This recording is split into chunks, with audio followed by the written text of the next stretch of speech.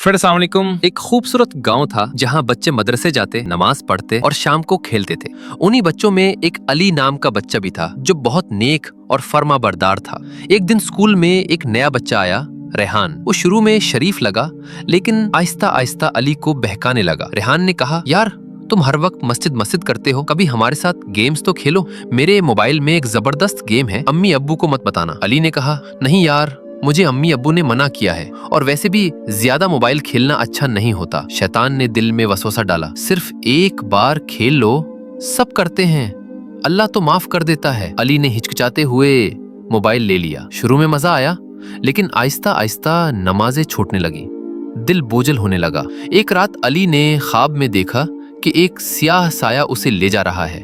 वो चीखा, मुझे छोड़ दो। एक नूरानी आवाज आई, ये शैतान है, अल्लाह की तरफ लौट आओ, वरना ये तुम्हारी रूह खा जाएगा। अली घबरा कर जागा, आंखों में आंसू थे। उसने वजू किया, सजदे में गिरा, या अल्लाह मुझे माफ कर दे।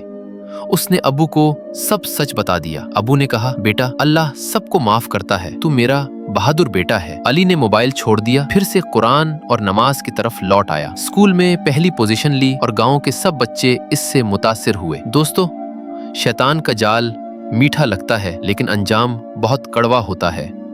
जो अल्लाह की तरफ लौट आए वही असल बहादुर है।